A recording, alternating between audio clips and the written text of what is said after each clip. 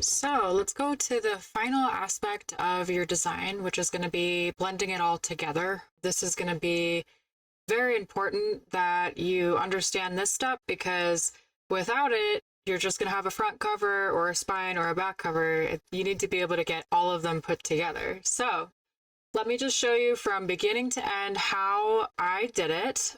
You're going to be here. This is going to be the final product, the one that's going to be submitted to KDP or Ingram Spark or anywhere else, and it's going to account for bleed. It's going to be the exact cover dimension. And so just to give you a little bit of a basic overview, here's how I added all of the guides, and refer back to the guide video for detailed instructions on how to add these. But I ended up adding guides on all of the corners along here as well for the spine, just so I can know the general balance of my design. You're going to put that in areas that are important for you to center. So I did put that on my spine, just so I can know where the spine fold is, especially so my colors will line up all the way to where the fold is. So I just want to open this up one more time so you can see what I mean when I say the fold. You zoom in, these dashed lines, these are going to be where the fold is. So you're going to want to extend your imagery or any borders or elements right to this line. And you're not supposed to put any text there, but anything like a border should go up to that point. So let's back out now. And let me show you how I got this whole thing put together. So first step here is I chose the cover blender I wanted to use. I narrowed it down over the time of me designing this cover. I was thinking about how I wanted my front, spine, and back to go together. And I ended up narrowing down on this front bleed. So what that means is that this front image extends past the spine and into the back cover.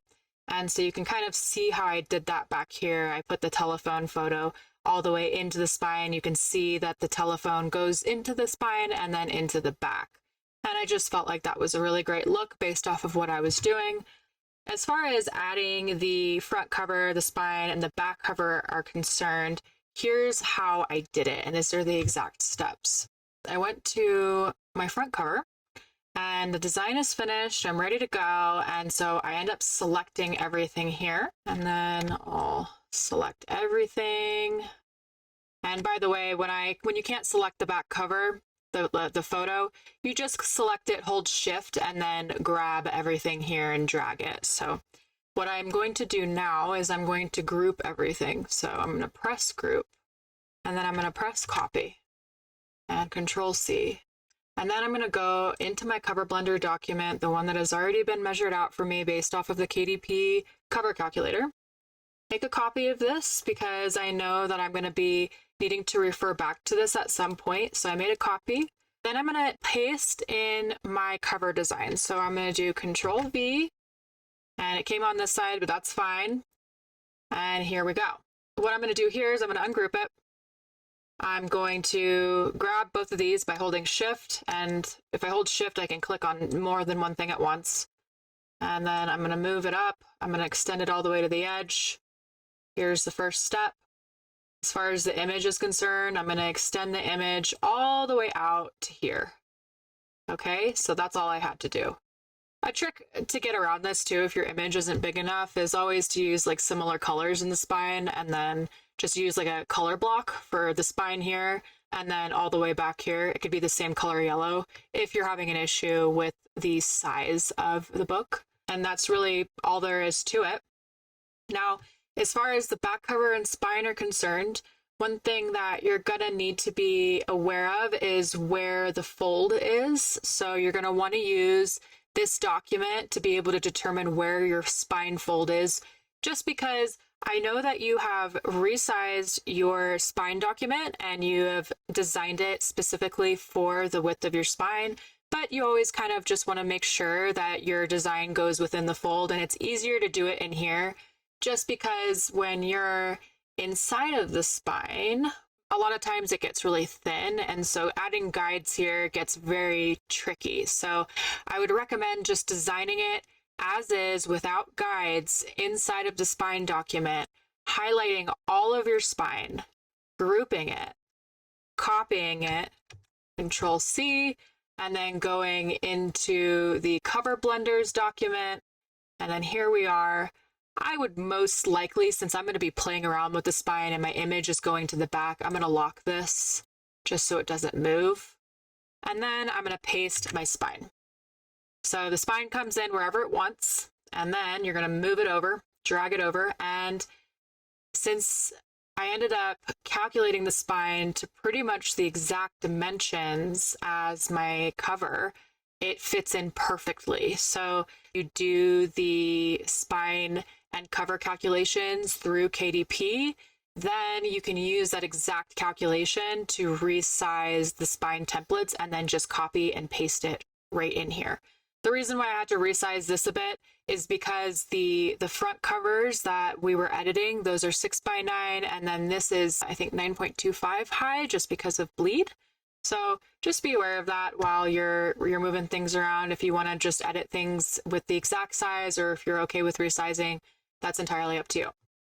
So next is the back cover. I'm just going to select back here. I decided to use black, so I'm just going to use black. It creates really great contrast. That's my favorite and easiest way to create that, especially with the front bleed. Likewise, you could have a light color back here as well, and you can make dark text. So let's go to back covers. You can see all of these templates are laying here for you to use. You're going to edit your back cover, you're going to add the text in there, and then you're going to bring it over into your new design. Now, I'm going to do this really quickly. I will post another video after this one just to show you exactly how to format everything here, what information to put inside of your back cover. But just for ease, I just want to show you exactly what you do. So again, you just copy everything, you group it, all right, and then you bring it on over into the cover blenders. You paste it in. You see all of the text is different colors. I would go into probably white at first. I'd go into the text here, text color, everything goes white. And then I would do the necessary edits. So I would bring in the font from the front, so placard next condensed, ungroup everything, and then I would go placard next. All right, and then I would just go through this entire area and customize it like that.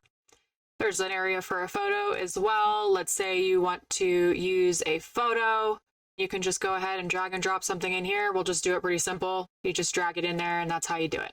This area right here is for your barcode. So that barcode will be, you can delete this once you're done. This is just like the standard area where the barcode is.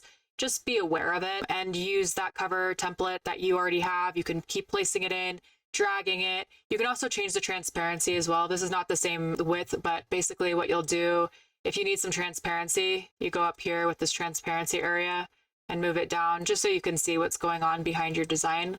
And just refer to it often as you are designing. And so this is like the basic bird's eye view of everything. Once you're done editing everything inside of each of the documents, inside of the back cover, the spine, and the front cover, then you can finally place it all together, see how it looks, make the necessary adjustments, and then upload it finally and publish.